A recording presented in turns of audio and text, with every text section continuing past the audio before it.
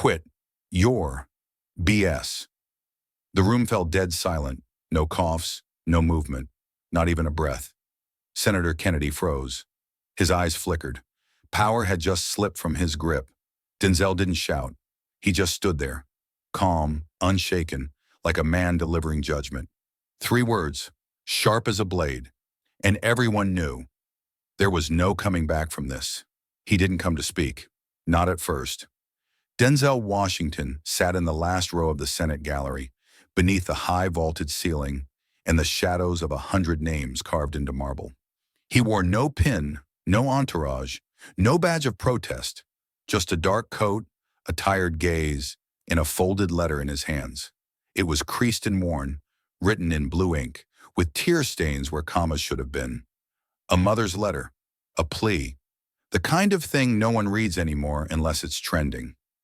His nephew Malik was 16, top of his class, quiet, brilliant, curious, the kind of kid who could quote James Baldwin and make it sound like gospel. Last month, he turned in an essay titled "What It Means to Breathe While Black." The principal said it was inflammatory. The district called it too politically charged. 3 days later, Malik was suspended. A week later, expelled. No hearings, no conversations, just silence. And now there he was, Denzel Washington, actor, father, citizen, sitting in the chamber of laws that once promised justice, but had long since traded it for protocol. He wasn't here to act, not to deliver a speech. Not yet. He came for something quieter, something rarer. He came to see if justice still had a pulse. Beneath him, the Senate chamber stirred. Voices rose and fell. Suits shuffled papers. The chairman of the committee, John Neely Kennedy, cleared his throat and leaned into his mic like a late-night radio host about to ruin your sleep. We are here today to address the threat of ideological radicalism in America's schools, Kennedy began, lips tight, tone measured, but dripping with that Southern condescension he wore like cologne. We're not talking about teaching math and science anymore, folks. We're talking about indoctrination, Marxism in sneakers, race obsession masquerading as history, and someone's got to call it what it is, dangerous. Some senators nodded, some rolled their eyes. Denzel just stared ahead. On the floor, a teacher from Detroit was sworn in. Her voice cracked as she described being fired for assigning the fire next time. A college student followed, recounting how their university banned books by Ta-Nehisi Coates and Audre Lorde. The audience shifted, unsure whether to be outraged or exhausted. Kennedy listened with the poise of a poker player. He interrupted often, asked questions he didn't want answers to, smirked at anything he couldn't control. And then came the line that sparked the tremor. "I don't think our kids need to hear about oppression at breakfast, rebellion at lunch, and white guilt for dinner," Kennedy said, looking squarely at the teacher. "What they need is discipline, not distractions." The gallery murmured. The teacher blinked, stunned. The chairman leaned back, satisfied. Denzel blinked once, slow. His fingers tightened on the letter in his hands. The words came back to him, Malik's mother writing in the margins of the page. "If no one will hear me, maybe they'll hear you." But no, not yet. He wasn't here to make headlines. He wasn't here to rescue. He was here to listen, to see if anyone down there still had the courage to call bullshit on the parade of polite cruelty wearing a flag pin. A young man stood next, 19, a freshman from Louisiana, mixed race, nervous hands but steady voice. "I was told that my identity was a distraction, that my skin made me biased, but I didn't write my skin. I just live in it." Kennedy didn't even look up from his notes. "Thank you for your feelings, but I'm interested in facts." Another cut, another silence. Another moment where truth bled and no one noticed.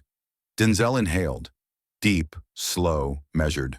If no one else would speak, perhaps he had no choice. But still he waited. One more chance. One more moment. Then it came. A teacher's assistant, barely 30, voice trembling, told the story of a student in her class. He wrote about what it feels like to be watched in every hallway, about how scared he was to raise his hand. He was suspended the next day. They said he was disturbing the learning environment. She looked up straight into the chamber.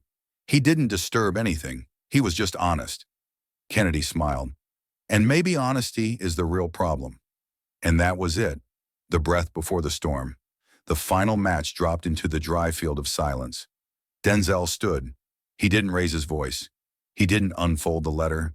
He didn't step down to the floor. He just stood. Tall, steady, unshaken. 3 words came, clear and cold. Quit. Your BS. And then, complete silence. Not a cough. Not a shuffle. Not even the rustle of a paper. The Senate floor froze. He didn't scream. He didn't move. But everyone knew something had just shattered. And that's where the real hearing began. The silence that followed Denzel's words didn't last long. It never does in politics. Kennedy recovered first. He adjusted his tie, cleared his throat with a dramatic little huff, then leaned into his microphone with that patented smirk. Half smile, half snarl. I'd like to remind our guests in the gallery that outbursts are not permitted during official proceedings. His eyes didn't meet Denzel's, but his tone dripped with challenge. Even when they're passionate, the room stirred again, a ripple of nervous chuckles, forced coughs, and the sound of dignity being slowly smothered under protocol. Denzel sat back down, jaw clenched, letter still in hand, unmoved. Kennedy flipped a page on his notepad, clearly blank, and looked up with mock curiosity. Now, where were we? Ah, yes, indoctrination disguised as education.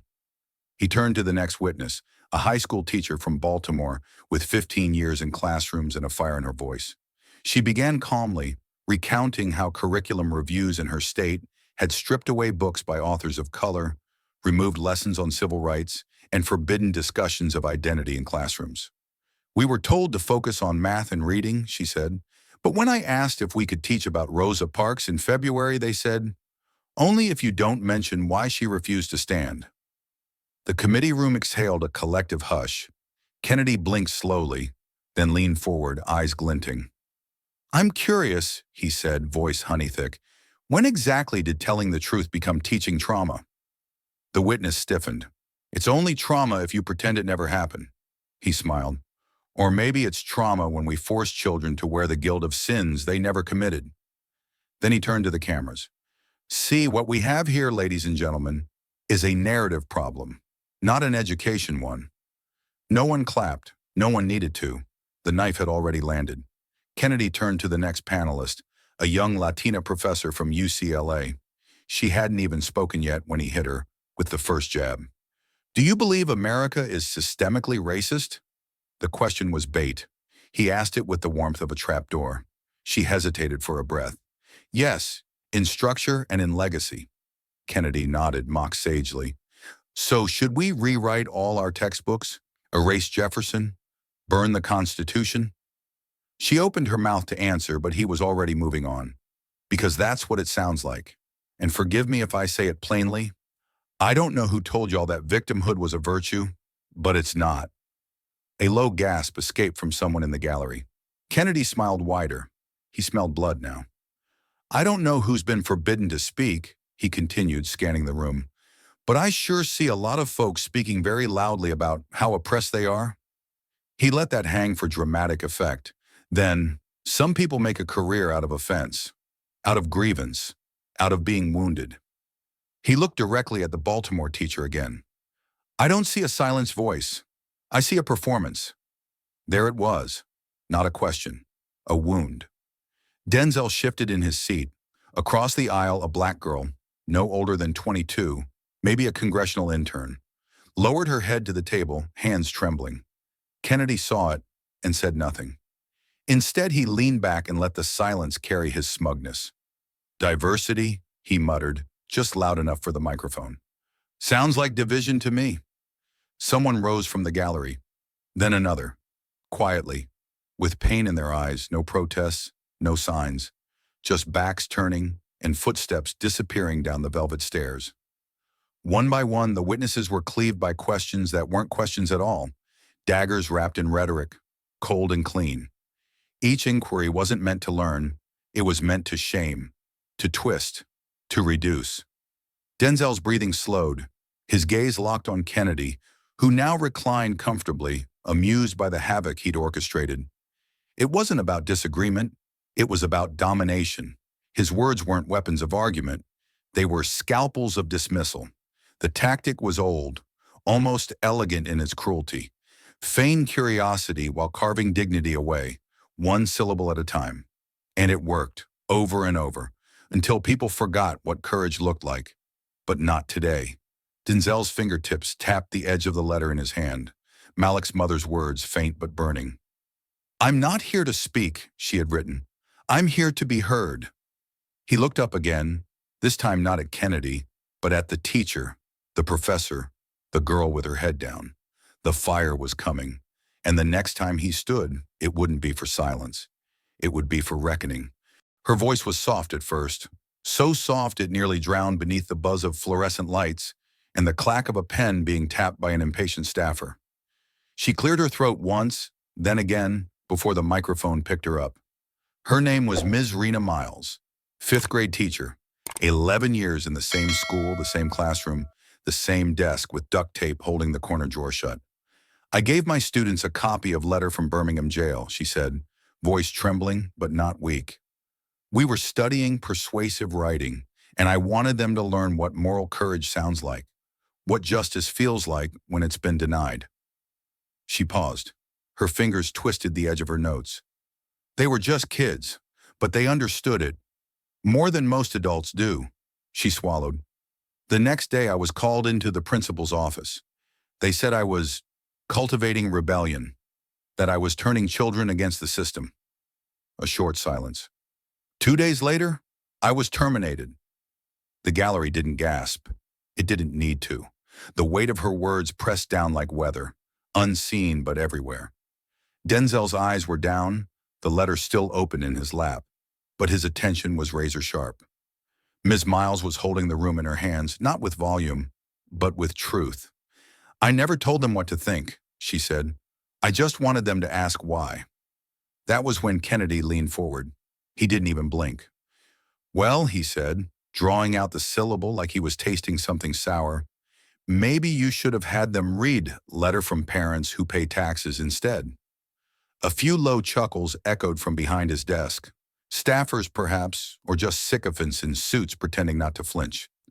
Rena froze. Her lips parted, but no words came. Her shoulders stiffened as if trying to hold back the impact of something unseen, something cruel in its casualness. Kennedy continued, feigning civility. "See, I think kids need less guilt and more gratitude. Maybe if we stopped feeding them grievances, they'd grow up grateful to live in the greatest country on earth." Denzel raised his head. Not quickly, slowly, controlled, like a door creaking open in the middle of a hurricane. His eyes, once fogged with mourning, now sharpened, cold, clear, focused. Ms. Miles was still trying to speak. Her voice had gone hoarse. "I didn't teach them to hate America. I taught them to love it enough to question it." But Kennedy was already flipping to his next sheet. The damage had been done, and he'd moved on like it never mattered. His method was methodical. Puncture, pivot, pretend. He didn't argue, he belittled. He didn't challenge, he erased. And in doing so, he underestimated the silence he'd just awakened. Denzel's fingers slowly folded the letter closed. His jaw clenched. Not in rage, but something colder, more dangerous. The quiet calculus of a man deciding how much longer he'll wait before standing again. Ms. Miles sat down. Her eyes were glassy, but she didn't cry. She looked to the gallery, one heartbeat too long, and saw Denzel. Their eyes locked. She didn't nod. She didn't need to. They both understood what had just happened. Not just to her, but to the story, to the hearing, to the illusion of civility that had been so carefully staged. Kennedy called the next witness, but it didn't matter. The drop had fallen, the final one. There's a silence that comes after cruelty, not the stunned kind, but the slow-burning kind, the kind that spreads like frost across a pane of glass. You don't hear it crack, but suddenly the whole world looks different through it. Denzel saw it, felt it. The room wasn't just listening anymore. It was watching, waiting. His next words wouldn't be about one letter, or one teacher, or one boy suspended for daring to speak. They'd be for all of them, but not yet. Not quite.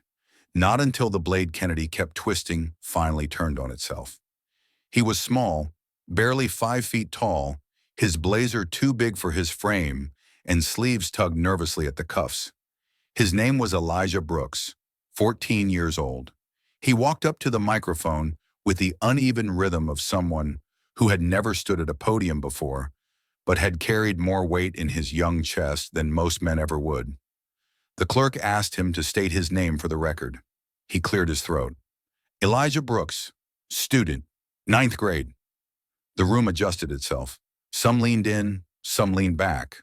A few lawmakers checked their notes, clearly unsure why a child had been added to the witness list at the 11th hour. But Denzel didn't move. He saw it immediately. The tremor beneath Elijah's posture, the tension in his jaw, the fragile defiance in his eyes. I didn't come here to ask for permission, Elijah began, voice thin but clear. I came to be heard. Kennedy raised an eyebrow, leaned slightly to his left, and whispered something to a staffer. But Elijah didn't look at him. He didn't look at anyone. He stared straight ahead, eyes locked on the microphone as if it were the only safe thing in the room. 2 weeks ago, I wrote a poem for my English class. It was about what it feels like to walk through school as a black boy who doesn't know if today's question will get him labeled aggressive or if today's silence will be called defiance. Someone exhaled audibly in the back of the chamber. Elijah pressed on. My teacher said it was powerful, but the principal said it was unproductive. They told me I was making people uncomfortable. He swallowed. His fingers trembled slightly, gripping the edge of the wooden lectern. They offered counseling. I said I didn't need to be counseled. I needed to be heard. They said, we hear you. But then they changed the subject. He paused then, just for a second. And when he spoke again, it wasn't loud, but it was unshakable. I don't need saving. I need listening. That was the moment the oxygen shifted. No gavel, no shouts, just stillness. A silence not of suppression, but of recognition. Even Kennedy stopped scribbling. Across the room, Senator Rowland, a hardened conservative known for his bombast, looked down and set his pen aside. 2 seats over, a Democrat wiped her eye with the corner of her sleeve. Party lines didn't matter now. This wasn't politics. This was raw humanity on display, unshielded and unafraid. Elijah looked up for the first time. His eyes swept the room. I know I'm not supposed to talk like this. I know I'm supposed to wait my turn, wait for grown-ups to fix it. But every time I wait, I watch another classmate get quieter, another teacher give up, another adult pretend nothing's broken. His voice broke, not into tears, but into steel. I'm not here to make you feel bad. I'm here to make you feel something, because maybe if you feel it, you'll finally do something. The room breathed again, but slower now. Denzel hadn't blinked once. His hand curled tightly around the letter in his lap, no longer out of mourning, but out of something more visceral. His lips pressed into a hard line. The boy's words rang in his chest like bells tolling for a nation's conscience. He had heard polished speeches. He had seen powerful oratory. But this wasn't performance. This was truth. Unarmored. Undeniable. From the back of the room, Miss Rena Miles placed a hand over her heart. The young Latina professor from UCLA wiped a tear with her knuckle. Even a Capitol police officer shifted uncomfortably, the moment cutting deeper than duty allowed. And for the first time that day, Kennedy had no words. He leaned back, arms folded, jaw tight. He couldn't interrupt what he didn't dare challenge, not without looking like the very caricature he'd spent his career avoiding. Elijah stepped back from the microphone. He didn't bow. He didn't thank the committee. He just returned to his seat, shoulders squared, heart open. The room stayed silent until one person clapped, then another, and another. Not applause for a witness, applause for the mirror he'd just held up to every soul in the chamber. Denzel leaned forward slightly, his voice still quiet, his body still calm, but something in him shifted. What had been restrained sorrow was now a kindling. The fire hadn't started yet, but the air was changing, thickening, preparing. He didn't speak. Not yet, but he was no longer mourning. He was loading the truth into his lungs, and when he exhaled next, it would burn. The applause had barely faded when Kennedy leaned into his microphone like a man reclaiming territory. He straightened his papers, tapped the desk once, and began with a slow, calculated tone. I know it's fashionable these days to feel offended, to mistake discomfort for oppression, but I didn't come here to offer comfort. His voice rose, calm but sharp, a rehearsed blend of moral certainty and simmering contempt. I won't apologize, he said, gaze sweeping the witnesses. Not for telling the truth, and certainly not if that truth makes some people uncomfortable. Murmurs rippled through the room. Then he added with a slight shrug and a smile that didn't reach his eyes, because the truth doesn't have a color. That was it. The moment cracked the air like dry lightning across a summer sky. There was no shout, no gasp, just that sudden shift in energy, when the mask of civility rips and everyone sees what was underneath all along. The camera panned instinctively, sweeping across the room until it landed on Denzel Washington. He hadn't moved yet, but his face had. Gone was the quiet grief. Gone was the reserved mourning. What remained was steel, ice, gravity. He stood, not with a flourish, not with a word, just motion, deliberate, unapologetic, slow as a rising verdict. There was no microphone in front of him, no permission granted, no name called. And yet every head turned, every camera followed, every throat suddenly dry. Denzel stepped forward just once, not onto the floor, not into a spotlight, just enough to let every person in the room see him clearly. The air around him felt heavier, charged as if the walls themselves had leaned in to listen. He didn't raise his voice. He didn't need to. You say the truth has no color, he said, low and precise, each syllable slicing the silence. But you've spent your entire career choosing whose truth gets heard and whose gets buried. The room didn't move. You sit in that chair and call discomfort fashionable, but there's nothing new about power mocking pain.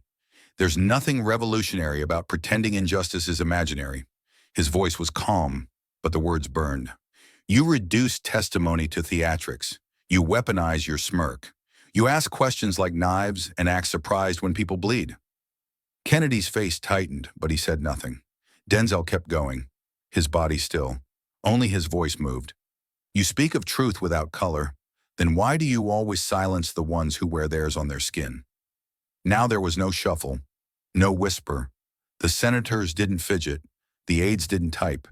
Even the security at the doors stopped shifting their weight. Denzel exhaled, steady and slow. I didn't come here to be loud. I came here to be clear. He looked straight at Kennedy. No hate, no fear. Just something colder, older. The kind of gaze that had seen too many men dress cruelty in law and call it leadership. And I've been quiet long enough. His hand loosened slightly at his side, still holding the folded letter. Creases deeper now, like the lines in his brow. The weight of history hung in the air.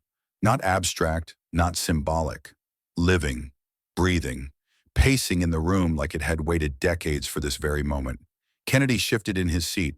For the first time, he didn't look smug. He looked small. Denzel let the silence stretch again. He let it settle into the corners of the room like dust over an unused book. Then he leaned in, not toward a mic, but toward a truth too large to fit on any podium. You don't want truth, he said softly. You want obedience dressed as civility. And then he paused, looked around the room, at the teachers, the students, the senators, the cameras, the world. 3 words followed, simple, undeniable. Quit your BS.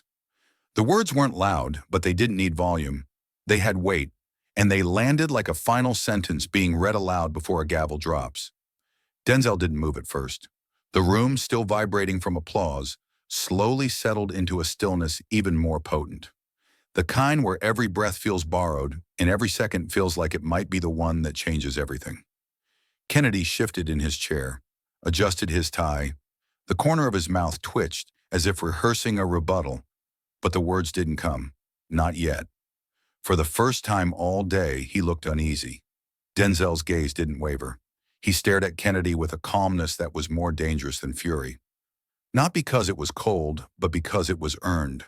The quiet of someone who had carried more than his share of fire and learned when not to let it consume him. Then he spoke. Not loudly, not for effect, but with the kind of clarity that can't be staged. "Senator," he said, his voice as steady as the architecture surrounding him, "truth isn't meant to make people comfortable. It's meant to make them accountable." Kennedy leaned forward slightly, trying to re-establish control, but Denzel didn't give him the space. He didn't speed up. He didn't raise his tone. He just kept going. "You talk about truth like it's pure, like it exists outside the people who live it. But that's not how truth works. It breathes, it bleeds, it burdens, and it doesn't ask your permission to exist." The room was utterly silent. "You say you're not here to apologize, but apologies aren't what anyone asked for. What we asked for," he glanced around the chamber, "was honesty, not just in words, but in action." Denzel took a breath, not for drama, but for control. It was the kind of breath you take when you're trying not to let your voice break. But even in holding back, the weight of what he carried came through. "You act like history ended, like harm stopped when it was no longer televised. But for some of us, it never stopped. It just got smarter, quieter, more polite, and that's what makes it dangerous." Kennedy blinked, visibly rattled now, but still said nothing. Denzel stepped forward, not closer to Kennedy, but deeper into truth. "You're not afraid that children are being brainwashed," he said softly. "You're afraid they'll wake up, that they'll learn how the system was built, and who it was never built for." A slow wave of realization swept through the room. "You don't fear the rewriting of history, you fear the remembering of it." The line hit like a tide. Denzel didn't stop. "And you use words like order and tradition as if they were virtues, but only when they protect you. You say truth doesn't have a color, but you've spent your entire career deciding who's allowed to speak it." A pause, not hesitation, restraint. "You've called this hearing a discussion, but what it's been is a defense of silence, of censorship, of forgetting." Then he looked up, not at Kennedy this time, but at everyone, everyone. The lawmakers, the staffers, the journalists, the students. His voice dipped, but carried further. "And I just want to say, I see you. I see the way you flinch when truth gets too close. I see the comfort you guard like it's currency. And I see the power you refuse to share. Not because it would ruin you, but because it would reveal you." He stepped back, shoulders square, one final glance to Kennedy. Not of hatred, but of sorrow. And then he said it, this time not as a blow, but as a final note, not a challenge, a mirror. "Quit your BSA." Second passed, then two.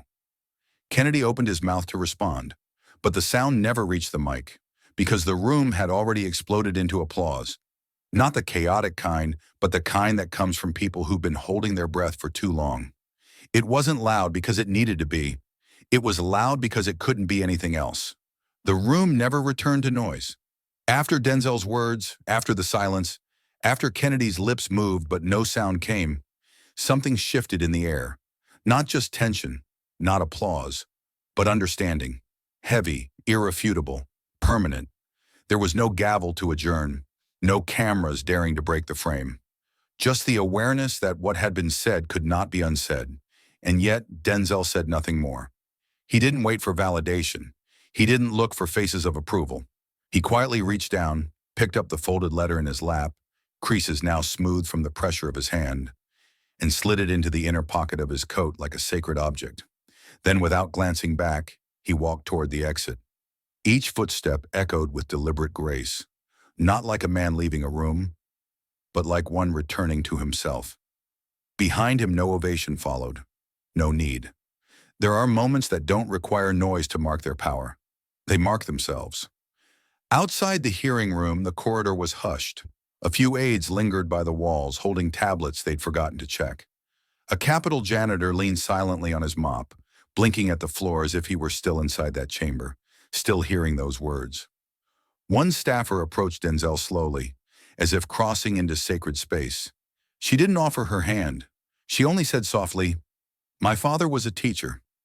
He used to read that same letter by Dr. King out loud every February. Thank you for reminding me it still matters." Denzel gave the faintest nod. The kind that says everything when you've run out of safe words. The Capitol doors open. The sky outside was low and gray, the kind that blurs the line between light and shadow. He stepped down onto the granite stairs with the letter pressing warm against his chest. Below, there were no crowds, just a stillness in the wind and the distant flutter of a flag not yet lowered. He paused for a moment, closed his eyes, and breathed. Not the breath of victory, not relief, but release. Release from silence, release from waiting, from wondering if words still had weight in rooms built to resist them. And as he stood there, a line came to him. Not like a thought, but like a memory. Not his own. Maybe Malik's. Maybe Rena's. Maybe Elijah's. Maybe everyone's. When they write the history of this silence, let it show someone finally spoke. No one wrote it down, but it stayed. In the cracks of the marble, in the air of that hallway, in the people who had heard what couldn't be unheard. In a world where silence is often mistaken for peace and politeness for justice, there comes a moment when someone must speak, not to be heard, but to awaken. Truth does not always roar. Sometimes it whispers through the courage of one steady voice. This story is not about winning debates, but defending dignity. It reminds us that strength lies not in power, but in the refusal to look away. And if we listen, truly listen, we may find that becoming better people begins not with changing the world, but with standing for what is right when it costs us comfort. If this story stirred something in you, don't scroll past. Hit like, share it with someone who still believes in accountability, and subscribe to Justice Unscripted, where no truth is scripted and no silence goes unchallenged. Turn on the bell, because the next chapter won't be clean. It'll be raw, and it might just change how you see power. Now you tell us, what truth hit you hardest? Drop it in the comments. Let's remember it. Let's face it, together. This story is dramatized, but the pain and courage behind it are real. It's not made to entertain. It's made to awaken. Thanks for watching. And remember, justice isn't written by the powerful. It's written by those who refuse to stay silent. This is Justice Unscripted.